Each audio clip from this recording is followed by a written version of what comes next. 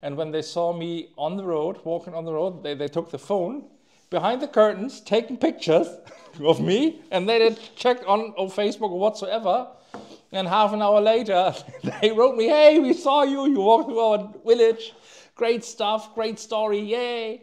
I was like, "Come outside, let's talk." No, no.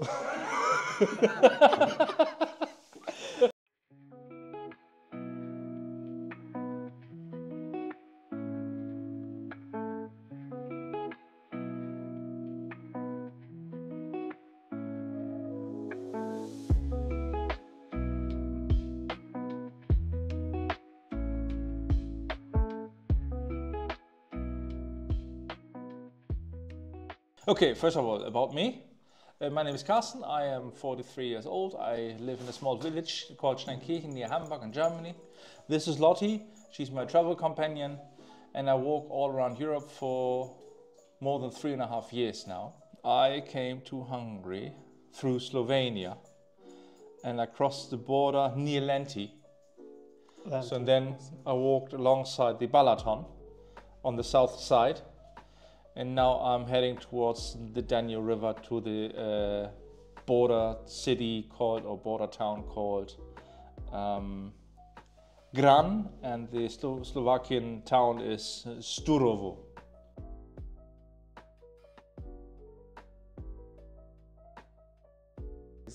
Yeah, the reason for this walk was I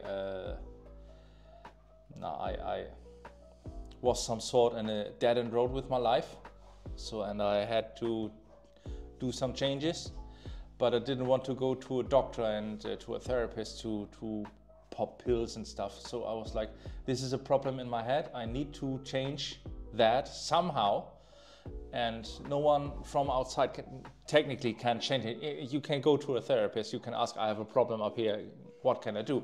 But the therapist can only point to some issues and can tell you try this direction or try that direction. And to ease your journey, you can eat some pills. I was like, I don't want to eat pills. And as I was saying, it's a problem in my head. The person who can fix a problem in the head is me. So I was looking for ways out, for ideas, and I found a Canadian guy who walked around the entire world from 2000 to 2011. And he started something in my head that was like, okay, walking, it's just walking, it's 1 foot after another. Everyone can do that. So then I just needed to figure out what do I need in form of gear and equipment, and then what do I have to do in paperwork to get my dog all around Europe to cross borders outside of the EU and stuff. So yeah, and 3.5 years later, I'm in Hungary.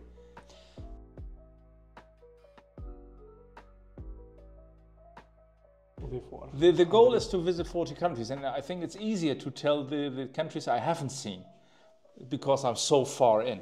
Yes. So all of Northwest and West and Southeast Europe is completed. So I'm missing out, or I'm leaving out 5 countries. And the countries I leave out is Turkey, is Moldova, Ukraine for obvious reasons, Belarus and Russia. So and the islands like Iceland, like Malta, like Cyprus. So still have on my list is Slovakia, Poland, Lithuania, Estonia, the other thing, the third one, and then Scandinavia, Finland, Norway, Sweden, Denmark. So I'm missing, nine countries are still on my list. In a few days I will be in Slovakia, and then 8 countries. And I think I will be back home somewhere August next year, because the next winter will be in Norway, and Norway will be too cold to walk. So I will try to get to Trondheim to sit 5 to 6 months through the winter, and then start the last bit of the journey next year. I was in 1992, I was with my parents for holiday at the Balaton. So that was the main goal when I entered Hungary. I want to see the Balaton again. So I made that. I also walked through this town where we stayed in 1992. So and from there, the Balaton is great to see the north side with the hills and stuff, like 33 years ago. So, and yeah, now I walk towards the Carpathian Mountains. I knew that Hungary would be more flat, like compared to Slovenia or Croatia and stuff. It would be a little bit more easy to walk here.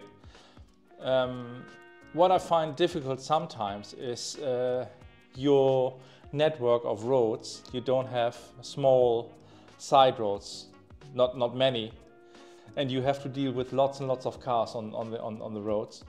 Around the Balaton was great. You had a cycle path, but right here now you have to deal with cars, obviously, and some car drivers are quite mad in the way they drive.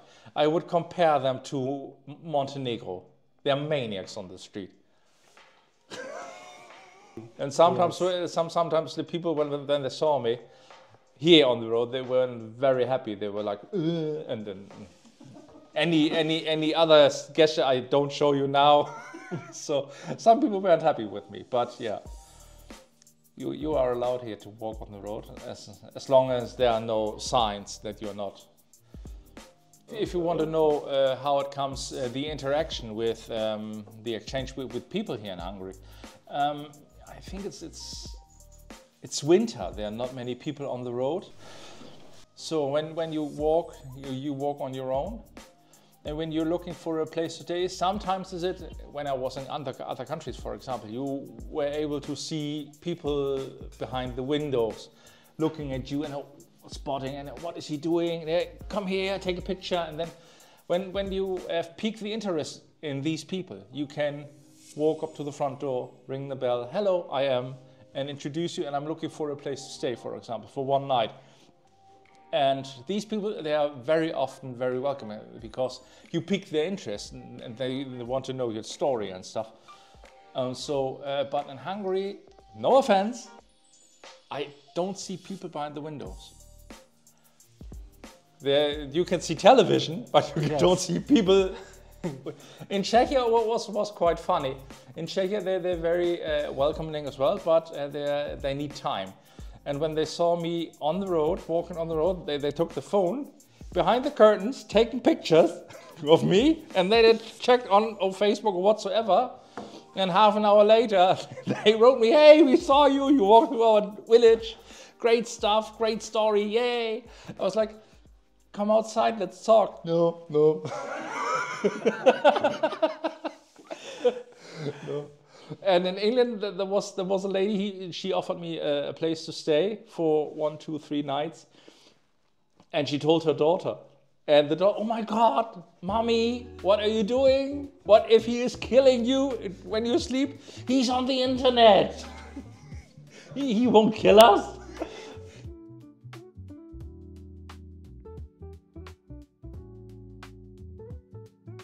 You have, if I put it in more, you have 3 camps. You have people who support you. You have people who want to see you fall. And you have people who simply doesn't care or don't care. So this group of people is the biggest one. So, and the people who want to see you win, they support you, they help you, they sometimes with a little bit of money, sometimes with a place to sleep, sometimes with something to eat when they stop by with a car. Hey, here's an orange and stuff, or an apple, or a slice of bread. The people who want to see you fail, or sometimes they don't, they call the police on you when you sleep somewhere outside. That's difficult here in Hungary. You are not allowed to sleep outside because your laws can put me in prison for sleeping outside. This is one thing I absolutely don't like.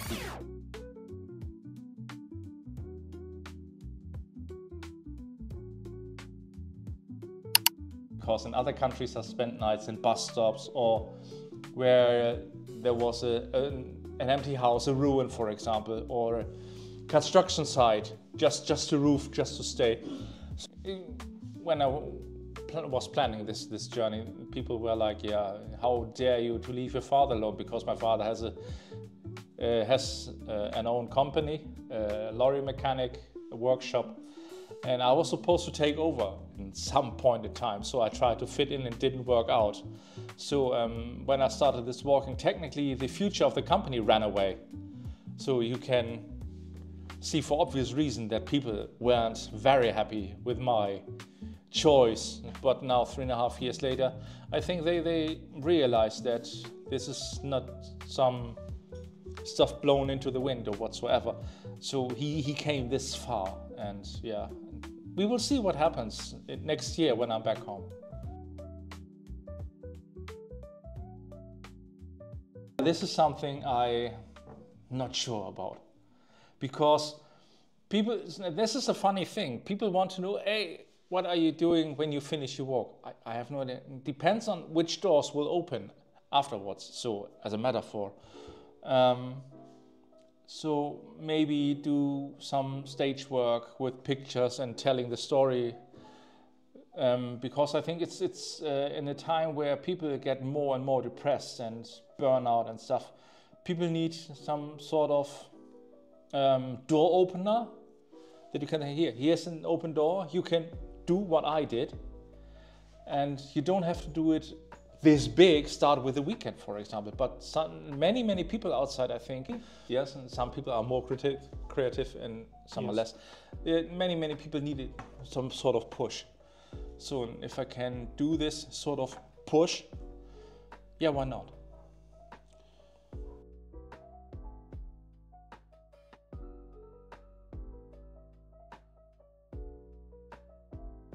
There's always a way out.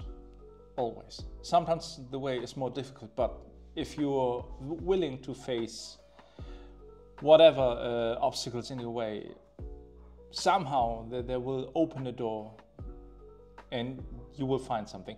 Not like you intended or like you expected, but in some sort of way. There's this quote, aim for the moon. Even if you miss the moon, you are among the stars. So, and that's it, I would say. Yeah, so I mean, sometimes people ask me, what happens when you finish this walk? Will there be another walk? And I was like, maybe there's so many countries worth exploring. But I think, currently there is an idea of New Zealand. New Zealand is about 6,000 kilometers. It's about a year to walk. For example, Iceland would be a stuff, but I can't do these journeys with the dog. So she's close to 11 now, and when I finish the walk next year, she will be 12. So after that, I won't do another long walk with her. So she can. Sounds a little bit cruel, but I have to wait till she's gone, that I can do something more further away from Europe, for example.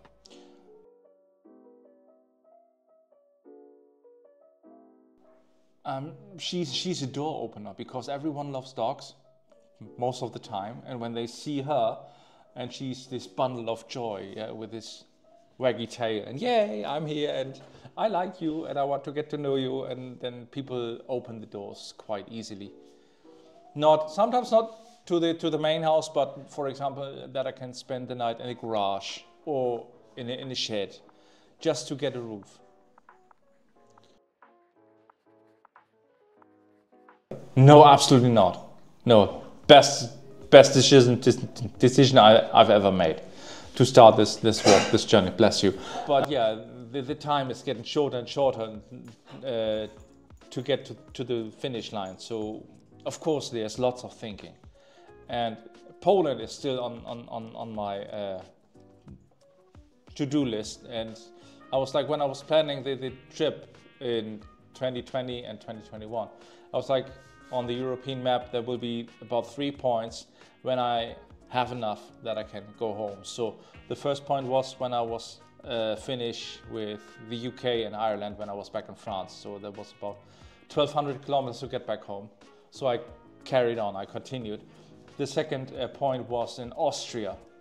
To get back home was about 1,200 kilometers. So in Poland is about 1,000 kilometers. So, but this is a conflict in my head because I came this far. It would be stupid to finish the walk in Poland and not go up to the Baltics and Scandinavia. So I'm pretty sure I will continue till I'm completely around Europe. So, but it's still some sort of battle in my head. I'm good, I'm fine, I came this far, I'm happy. I don't have to prove anything to me in case of this thing, but yeah, I would miss so much out if I don't go to the Baltics and Scandinavia.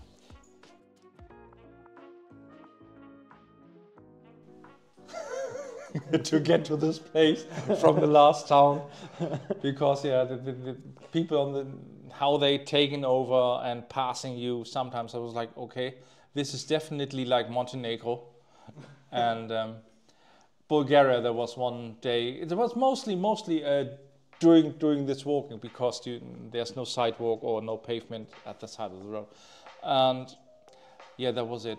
One of the biggest moments I've had, I must say, when I was able to see Africa. When I was walking through Spain and there was some sort of mountain range, I was like, is that Africa? And I took Google Maps and yeah, that's Africa. That was a great feeling to see Africa because I walked to this place. That was the winter 2023. So 2 years ago now, I was able to see Africa. And I had the same feeling was when I was able to see the Black Sea, when I was at the waterfront. I felt a little bit proud as well, not the big proud, when I was able to see the Balaton. Because yeah, 33 years ago, I was here as a small boy. Yeah, now I walk to this place to see it again. And I think the last huge moment will be when I am at the North Cup in Norway. So yeah, and from there I probably take the ferry to Trondheim because I think I will be at the North Cup in somewhere in September. So yeah, this year, yeah.